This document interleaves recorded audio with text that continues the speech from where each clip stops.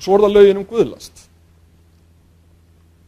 Það í lagi í frjálsu samfélagi séu til lög þar sem segir að hver sá sem opinberlega dregur dár að eða smánar trúarkenningar eða guðstýrkun löglegs trúboðsfélags sem hér á landi skuli sæta sektum eða fangelsi í alltaf 3 mánuði.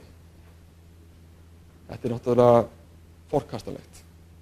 Ég ekki stuðningsmaður þess að maður sé eitthvað að draga smána trúarkenningar en ef ég má gera grín af stjórnmálaflokkum og gagnrýna þær hispurslaust, þá hlýt ég mig að gagnrýna trúarbrögð að samanskapi.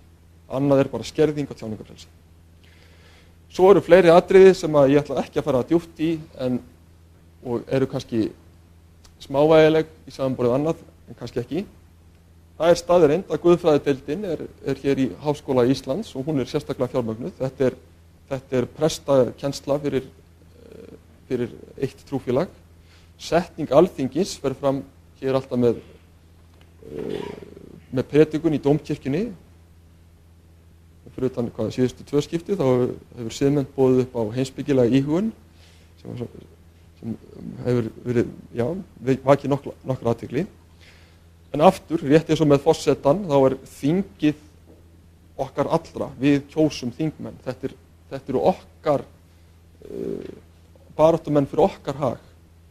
Það ekki eðlilegt að þingmenn þurfi að ganga í halarófu og eftir biskup til dómkirkju í hvert skipti sem að þing sett.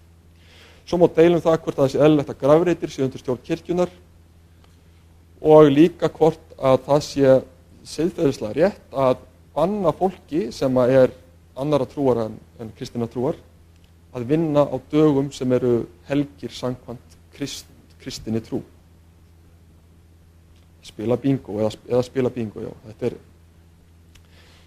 mjög sérstakt. Ég ekki að leggja það til að við fækkum frídögum, alls ekki, en ég tel að ég sem trúleysingi hljóti að mega vinna þegar ég vill vinna og ekki banna það samkvæmt lögum. Samantekt, siðmennt lítur svo á að sannfæringarfrelsi og trúfrelsi og tjáningarfrelsi teljist til almennra lýðréttinda og þau skulu ná til allra og þau megi hvorki afnema né skerða undir neinum kringumstæðum. Félagið telur að hið opinbera eigi að starfa eftir veraldlegum leikreglum og án merkimiða einstakra trúar- og lífsskoðunarfélaga.